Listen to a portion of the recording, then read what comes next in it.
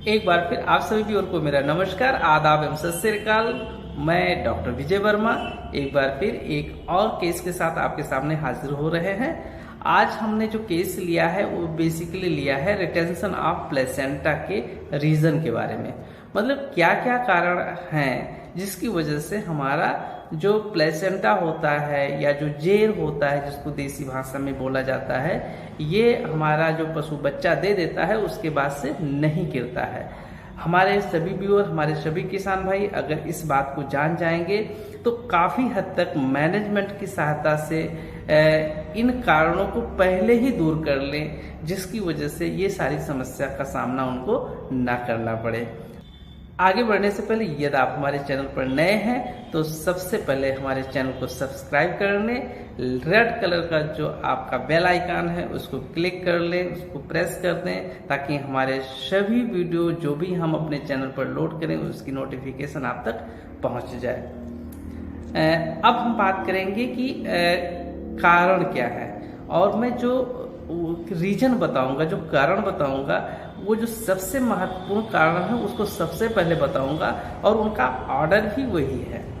मतलब जो सबसे इम्पोर्टेंट है उसको सबसे पहले बताएंगे, उसके बाद फिर नेक्स्ट, उसके बाद फिर नेक्स्ट। तो सबसे बड़ा कारण जो हमारा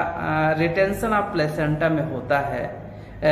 या जिसको हम कहते हैं जेर नहीं गिरता है, उसका सबसे बड़ा कारण होता है कि अगर हमारे एनिमल्स में कैल्शियम, फास्फोरस, मैग्नीशियम, कॉपर और इसके साथ साथ हमारे जो फैट सॉल्युबल विटामिन होते हैं, जैसे विटामिन ए, डी, ई, के, अगर इनकी कमी हो जाती है तो हमारे पशु में ये समस्याएं आती हैं। इसका कारण क्या होता है? अगर ये सारी चीज जब कम हो जाती हैं, उसकी वजह से एक और बीमारी का स्टार्टिंग शुरू हो जाता है, जिसको हम मिल्क फीवर कहते हैं। और इन सभी की कमी की वजह से जो हमारा मसल्स होता है, जो हमारा यूट्राइन मसल्स होता है, वो क्या करता है? वीक पड़ने लगता है। और जब हमारा यूट्राइन मसल्स वीक होने लगता है तो उसके पास इतनी क्षमता नहीं होती है कि कॉन्ट्रैक्शंस इतने लेवल का कर सके कि जो हमारा कॉटिलिडन है और फीटल मेम्ब्रेन है वो दोनों अलग अलग हो सके। इसका मतलब हमको ऐसे पशु में, जो हमारे पास प्रेग्नेंट पशु हैं, उनकी देख रेख में लास्ट समय में जरूर ध्यान देना है कि उसमें कैल्शियम, फास्फोरस, मैग्नीशियम, कॉपर और फैट सॉल्युबल विटामिन की कमी ना होने पावे। और दूसरा सबसे महत्वपूर्ण कारण ये होता है कि अगर हमारा जो प्रेग्नेंट एनिमल्स है उसमें जो हम चारा दे रहे हैं, जो दाना दे रहे हैं, अगर वो लो क्वालिटी का है, मतलब प्रॉपरली उसको हम फीडिंग अच्छी तरीके से, जो कंसंट्रेट राशंस होता है, जो मिनरल्स होते हैं, जो विटामिन्स होते हैं, अगर उसको हम नहीं दे रहे होते हैं, एक कंडीशंस ये, और दूसरा अगर उसके पास लीवर फ्लूक का इन्फेस्टेशन है, मतलब उसके पेट में, उसके लीवर में एक फ्लूक पैरासाइट्स होता है जिसको वर्म बोला जाता है, अगर वो उपलब्ध है, तो इन दोनों का जो क्यूमुलेटिव इफेक्ट आता है वो क्या करता है कि एनिमल का जो बॉडी होता है उसको वीक कर देता है, और बॉडी वीकनेस की वजह से भी आरओपी का डेवलपमेंट होता है। तीसरा एक और बहुत बड़ा कारण है कि अगर हमारा जो प्रेग्नेंट एनिमल्स है उसके अंदर जो हमारा फीटस है, जो बच्चा है, अगर उसका बॉडी वेट ज्यादा है, नॉर्मल बॉडी वेट से ज्यादा है, किसी भी कारण से, कई बार ऐसा होता है कि हम लास्ट के समय में बहुत ज़्यादा फीड इंटेक करा देते हैं, उसमें सबसे ज़्यादा मेनली होता है कैल्शियम्स वगैरह, कैल्शियम, फास्फोरस वगैरह। अगर लास्ट ट्राइमेस्टर में बहुत ज़्यादा फीड करा देते हैं, उस केस में जो हमारा फीटस होता है उसमें बोन का डेवलपमेंट ज़्यादा हो जाता है, उसकी वजह से ये प्रॉब्लम्स आती है। या कई बार क्या होता है कि हमारा सपोज एक कोई देसी ब्रीड की गाय है, उसमें हमने फ्रीजियन का सीमन डाल दिया, तो उनका जो फीटस होगा वो भी हैवी बॉडी वेट का होगा। तो एक कंडीशंस ये कि अगर हमारा फीटस का जो वेट है वो ज़्यादा है, एक ये, और दूसरा अगर हमारा ट्विंस है, मतलब दो बच्चे एक साथ हैं, तो उन दोनों कंडीशंस में क्या करते हैं कि यूट्रस में प्रेशर क्रिएट करते हैं, और जब यूट्रस के अंदर प्रेशर क्रिएट होता है तो जो हमारा फीटल मेम्ब्रेन और कॉटिलिडन का अटैचमेंट होता है, इस पे प्रेशर पड़ता है, और प्रेशर पड़ने की वजह से ये जो अटैचमेंट होता है ये इसको स्ट्रांग हो जाता है। जब बच्चा बाद में बाहर निकल जाता है तो इनका जो अटैचमेंट होता है इतना स्ट्रांग हो चुका होता है कि ये समय पे नहीं छूटता है या फिर बाद में उसको हमको मैनुअली छुड़ाना पड़ता है। तो ये भी एक कारण होता है कि अगर हमारा हैवी फीटस का वेट है उस कंडीशंस में, या उसमें अगर ट्विंस डेवलप हुए हैं उस कंडीशंस में भी आरओपी का कंडीशंस डेवलप हो जाता है। एक चौथा कारण है कि हमारा जो प्रेग्नेंट एनिमल है अगर उसका body weight normal body weight से बहुत ज़्यादा होगा तो उस कंडीशंस में क्या होता है कि जनरली आप देखें कि जो एनिमल्स बहुत ज़्यादा फैटी होगा उसमें जो हमारा एडिपोज टिश्यू होगा उसकी मात्रा ज़्यादा होगी। किसी भी प्रेग्नेंट एनिमल्स में अगर एडिपोज टिश्यू की मात्रा एक लेवल से बहुत ज़्यादा होती है तो वो क्या करता है कि जो भी सेक्स स्टेरॉयड हार्मोन्स होता है उनको ट्रैप कर लेता है, और सेक्स स्टेरॉयड हार्मोन्स को जब ट्रैप कर लेता है तो उस कंडीशंस में वो पार्चुरेशंस के बाद आरओपी की कंडीशंस को डेवलप कर देता है।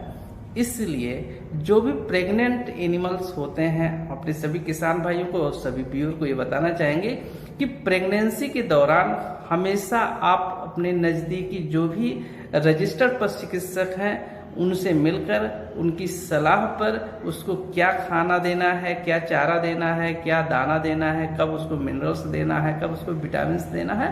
उनसे जरूर बात कर लें ताकि आपका पशु इन सारी समस्याओं से दूर रहे। एक पांचवा कारण और है कि अगर हम अपने पशु को जिस जगह पे बांध रहे हैं वहां पे गंदगी बहुत ज़्यादा है। बहुत गंदगी होने की वजह से कि लास्ट के समय में आप देखते होंगे कि लास्ट ट्राइमेस्टर में जैसे जैसे एनिमल्स पार्चुरेशंस के करीब आता है उसका जो एक्सटर्नल जेनाटेलिया होता है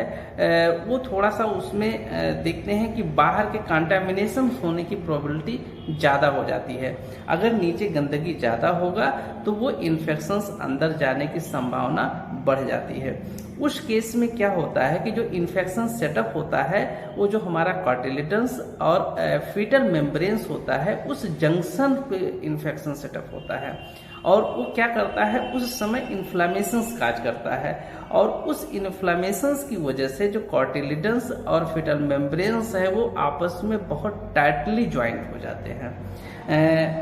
ऐसी परिस्थिति में पार्चुरेशंस के बाद भी ये दोनों जो जंक्शंस होते हैं वो आपस में जो फीटल मेम्ब्रेन्स और कार्टिलेडन्स होते हैं वो सेपरेट नहीं होते हैं और जिसकी वजह से भी हमारा आरओपी का कंडीशंस डेवलप होता है। एक छठा कारण है अगर हमारा किसी एनिमल्स में डिफिकल्ट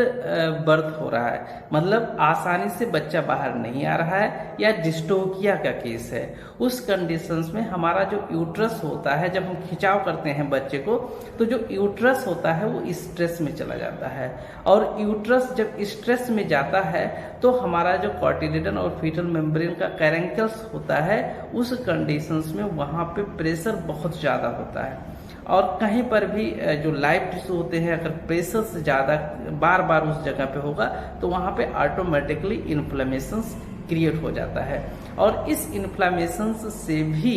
हमारा जो जंक्शंस होता है वो टाइट हो जाता है। नंबर एक। नंबर दो,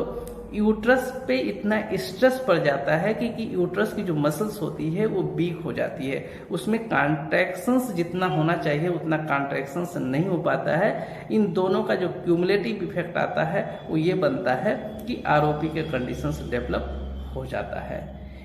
एक लास्ट है सातवां कारण, ये आपको बहुत कम मिलेगा लेकिन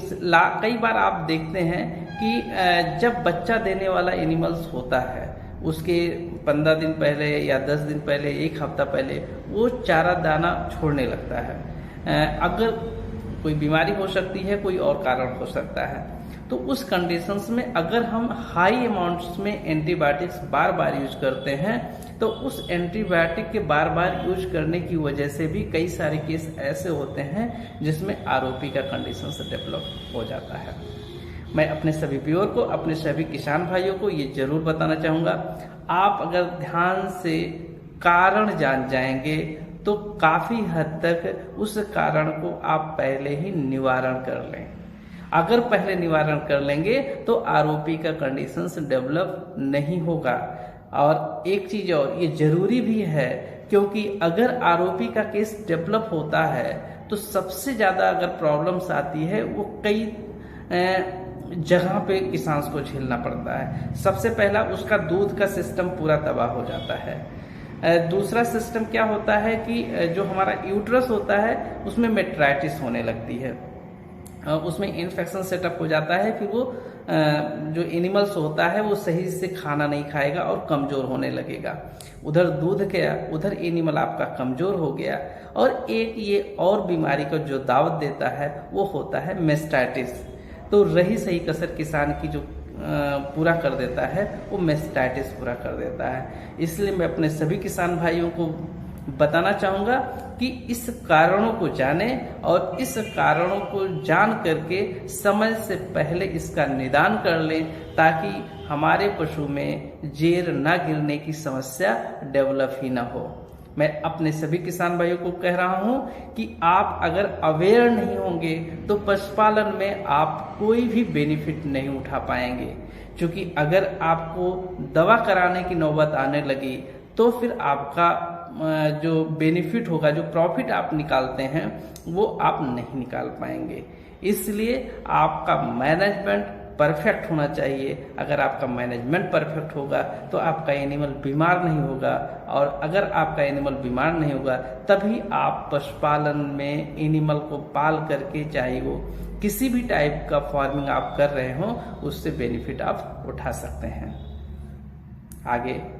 एक बार फिर आप लोगों का बहुत बहुत धन्यवाद। हमारा वीडियो पसंद आया हो तो इसको लाइक करें, शेयर करें और हमारे चैनल को सब्सक्राइब करें। जितना ज़्यादा से ज़्यादा लोग आप लोग सब्सक्राइब करेंगे उतना ज़्यादा से ज़्यादा अच्छी तरीके से हम वीडियो बनाने के लिए प्रेरित होंगे। धन्यवाद। जय हिंद, जय भारत।